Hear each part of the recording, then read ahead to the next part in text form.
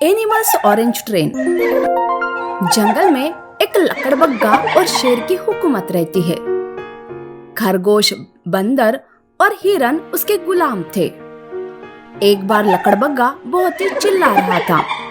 आज तुम तीनों फिर से देरी से खाना लेकर आए हो। पता नहीं क्या, मुझे समय से खाना चाहिए रहता है। मेरी वजह से आज तक तुम लोग जिंदा हो, नहीं तो कब के जंगल के जानवरों से मारे जाते तुम लोग। लकड़बग्गा उन तीनों को बहुत ही डांटता था। दरअसल उसने खरगोश, हिरन और बंदर को अपना गुलाम बना के रखा था। उनसे वो खुद के काम करवाता था और वो तीनों भी डर के मारे उसके सारे काम करते थे। पर रोज रोज के गुस्से से वो परेशान भी हो गए थे।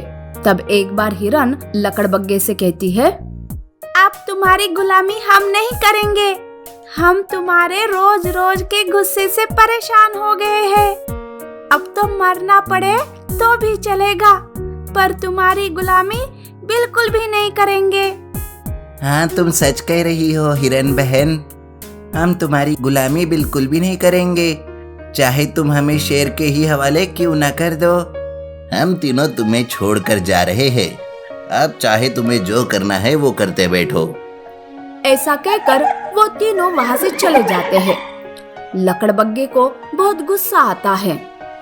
ये सर्वसाधारण जानवर मुझसे ही बगावत कर रहे हैं। इन्हें तो मैं अपने पैरों तले कुचल कर ही रहूंगा। ऐसा सोचकर लकड़बग्गा सीधे शेर के पास जाता है और उन्हें सारी बात बताता है। तब शेर कहता है, क्या कहा? वो तीनों तुम्हें छोड़कर चले गए? कोई बात नहीं लकड़बग्गे, मैं अभी उन्हें ऐसा मजा चखाऊंगा कि वो तुम्हारे पास वापस लौट आएंगे। शेर उन तीनों को डराने के लिए जाता है। शेर उन तीनों के पीछे लगता है, जिस वजह से वो तीनों भागने लगते हैं। तब भागते हुए हिरन कहती है, अरे भाई भाई भागो जल्दी से, नहीं तो ये हमें वापस उस लकड़बग्गे के पास ले जाएगा। वो तीनों जान बचाकर भागने लगते हैं। तब सामने लकड़बग्गा खड़ा रहता है और पीछे शेर। एक जगह पर वो तीनों रुक जाते हैं। तब तो शेर उन पर हमला करने के लिए ऊंची उड़ान लेता है कि तभी भालू अपनी ऑरेंज ट्रेन से वहां आता है। शेर उस ऑरेंज ट्रेन से टकरा जाता है और वो नीचे गिरता है। भालू उन तीनों की जान बचाकर अपनी ऑरेंज ट्रेन में बिठाता है और वहां से जाने लगता है। शेर घायल पड़ा रहता है। तब लकड़बग्गा कहता है, अरे शेर, जल्दी से उठो। वो भालू उन तीनों को बचाकर अपनी ऑरेंज ट्रेन से ले जा रहा है। लकड़बग्गे की बात सुनकर शेर उड़ जाता है और दोनों भी ऑरेंज ट्रेन का पीछा करते हैं, पर वो उन तीनों को पकड़ ही नहीं पाते। तब खरगोश उन्हें चिढ़ाते हुए कहता है, आओ आओ, पकड़ लो हमें, अगर दम है तो पकड़ के दिखाओ। इस तरह से खरगोश उन्हें चिढ़ाने लगता है। भालू बड़ी ही तेजी से अपनी ऑरेंज ट्रेन चलाते हुए दूसरे जंगल चला जाता है।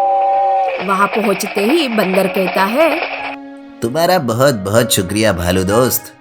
आज तुम्हारी वजह से हम तीनों लकड़बग्गे और उस दुष्ट शेर से आजाद हुए। भालू भाई, आपकी ये ऑरेंज ट्रेन बहुत ही अच्छी है। इस ऑरेंज ट्रेन को तो मैंने तुम जैसे जानवरों को बचाने के लिए ही बनाया है। अब तुम चिंता ना करो और यहाँ जब तक चाहे तब तक रह सकते हो। पर भालू भाई, हम जैसे और कई जानवर हैं जो शेर और लकड़बग्गे से परेशान हैं। तुम चिंता ना करो हिरन बहन, इसका भी एक मेरे पास उपाय है।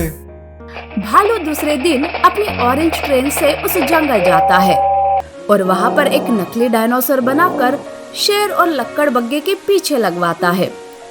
डायनासोर की आवाज सुनकर और उसे देखकर शेर और लकड़बग्गा डर जाते हैं और अपनी जान बचाने के लिए भागने लगते हैं।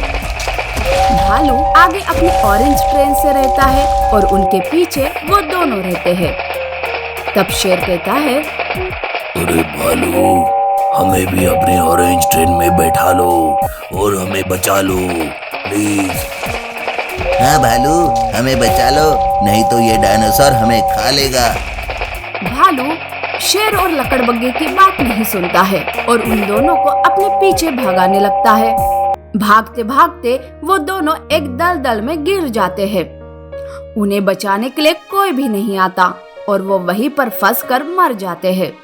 इस तरह से जंगल से लकड़बग्गे और शेर की हुकूमत खत्म हो जाती है। भालू अपनी ऑरेंज ट्रेन से सभी जानवरों को जंगल घुमाने का काम करने लगता है। ऑरेंज ट्रेन में जंगल सफारी करने से बाकी सारे जानवर भी बड़े खुश रहने लगते हैं।